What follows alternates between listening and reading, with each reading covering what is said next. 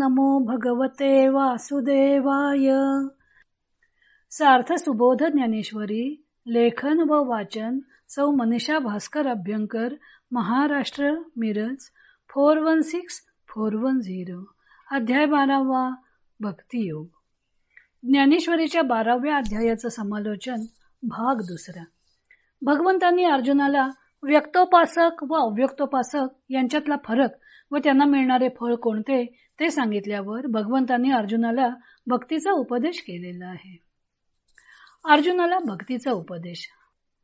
श्लोक 8 ते 11 मध्ये भगवंतांनी भक्तीचा उपदेश केलेला आहे. ज्ञानदेवांच्या भगवंतांनी 2 मार्गांची वैशिष्ट्य सांगून सगुण भक्तीचा मार्ग सोपा असल्यामुळं अधिक श्रेष्ठ आहे असं म्हणून अर्जुनाला भक्ती मार्गाचा उपदेश केला. त्याला मन व बुद्धी भगवंतांच्या ठिकाणी अखंड वतनदार करून ठेवायला सांगितले आहे. भगवंत असे का सांगतात त्याचे स्पष्टीकरण करताना ज्ञानदेव म्हणतात की तरी सांगे मग काही मी तू ऐसे उरे. मग मी तूपणाचा भाव कसा राहील. भगवंतांच्या ठाई मन आणि बुद्धी ठेवली की भक्त व भगवंत एकरूपच होतात, द्वैत नाहीसं होतं. ही गोष्ट ज्ञानदेवाने शपथपूर्वक सांगितलेली आहे. आता मन आणि बुद्धी भगवंतांच्या ठाई अखंड जडून राहील यासाठी अभ्यास करायला हवा. आणि त्यासाठी ज्ञानदेव सांगतात की मन आणि बुद्धी एकदम परमात्म्याच्या ठाई जडणार नाही. त्यासाठी तरी गा ऐसे करी यया आठा पहारा माझारी, मोटके निमिष भरी देतू जाय. 8 प्रहरामध्ये रोज एखादा क्षण तरी परमात्म्याच्या ठाई चित्त जडवण्याचा अभ्यास करावा. हळूहळू हे क्षण वाढवत जावेत. जितके क्षण मन भगवंतांच्या ठाई जडेल तितके क्षण तरी ते विषयांपासून दूर राहील. मग अशा प्रकारे तैसे भोगातून निगता, चित्त मज माझी रिगता, हळूहळू पांडू सुता मीची होईल. विषयोपभोगातून निघून चित्त भगवत स्वरूपी लीन होईल. ज्ञानदेव सांगतात की अभ्यासाला कठीण असं काही नसतं. म्हणून अभ्यासासी काही सर्वथा दुष्कर नाही, या लागी माझ्या ठाई अभ्यासे मिळ. अभ्यास म्हटले की मनुष्याला लगेच बाऊ वाटतो. तो आधीच ठरवून टाकतो की छे आपल्याला काही ते जमणार नाही. म्हणून परमात्मा प्राप्ती करून घेण्याचा आणखी एक मार्ग भगवंत सांगत आहेत. तो म्हणजे सर्व कर्मे भगवंता प्रित्यर्थ करणे, भगवंतांची आज्ञा आहे म्हणून करणे. ज्ञानदेव सांगतात की मग इंद्रियांचा निग्रह करायला नको, विषयोपभोग भोगण्यासही हरकत नाही, फक्त निषेध केलेली कर्मे करू नयेत. आपल्या वाट्याला आलेली कर्मे भगवंत प्रित्यर्थ करावेत. इंद्रिय निग्रह नको, विषयोपभोग सोडण्याची आवश्यकता नाही म्हटलं की मनुष्य लगेच खुश होतो. त्याला वाटतं की सगळे भोग भोगायला भगवंतांनी परवानगी दिलेली आहे, फक्त भगवत प्रित्यर्थ कर्म करायचे.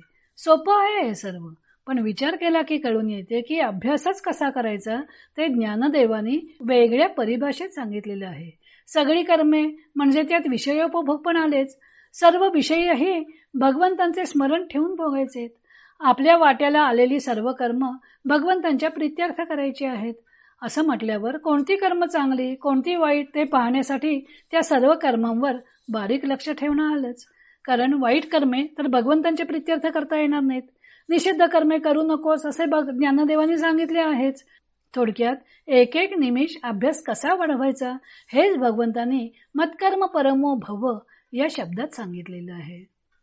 ज्ञानदेवांनी याचे स्पष्टीकरण करताना आणखी एक महत्वाचा मुद्दा मांडला आहे की कर्म पूर्ण झाले अथवा न झाले तर त्याबद्दल संतोष किंवा आनंद मानू नकोस. जेव्हा मनुष्य कर्म पूर्ण झाले अथवा अपूर्ण राहिले याचा संतोष किंवा खेद मानतो त्यावेळी त्याचा त्या कर्माबाबत मी हे कर्म केले असा भाव असतो. अहंभावाने जर कर्म केले नाही तर भगवंतांच्या इच्छेनेच सर्व झालेले आहे असा भाव अंगी बाणेल. आणि ईश्वराला सर्व कर्मे अर्पण करणे शक्य नसेल तर भगवंत सांगतात की सर्व कर्मांच्या फळांचा त्याग कर, कोणालाच अर्पण करू नकोस. कारण कर्माच्या फलाचा त्याग सहज करता येण्यासारखा आहे. कारण त्यामुळेच त्यागाचे श्रेय प्राप्त होतं आणि सर्व प्रकारचे योग सफल होत असल्यामुळे हा कर्मफल त्यागाचा मार्ग सर्वश्रेष्ठ आहे. अशा प्रकारे मन आणि बुद्धी भगवंतांच्या ठाई ठेवणे, सततच्या अभ्यासानं भगवंतांची प्राप्ती करून घेणे, भगवंत प्रित्यर्थ कर्म करून त्यांना ती अर्पण करणे किंवा सर्व कर्मांच्या फलांचा त्याग करणे असे उपाय भगवंतांनी अर्जुनाला सांगितले होते. त्याचं स्पष्टीकरण ज्ञानदेवानी केलेलं आहे. नंतर भगवंतांनी ज्ञानी भक्ताची लक्षणं अर्जुनाला सांगितलेली आहेत. या 4 टप्प्यांचा निष्कर्ष. श्लोक 12व्या मध्ये भगवंतांनी 4 टप्प्यांचा निष्कर्ष सांगितलेला आहे. 8 ते 11 या 4 श्लोकात मन व बुद्धी परमात्म्यामध्ये कशी जडवून ठेवता येईल त्याचा 4 टप्प्यात विचार झाला. आणि त्यानंतर श्रेयो हि ज्ञानम अभ्यासात या श्लोकाच्या टीकेत अभ्यासाच्या सहाय्याने ज्ञान करून घ्यावे, ज्ञानाच्या योगे ध्यान करावे, ध्यानात मन रंगल्यावर सर्व कर्मे आपोआपच भगवंत प्रीत्यर्थ घडू लागतील, कर्मफलाशेचा त्याग घडेल व निरंतर शांती प्राप्त होईल असं स्पष्टीकरण देऊन या 4ही गोष्टी एकातून एक कशा निर्माण होतात ते ज्ञानदेवाने सांगितले.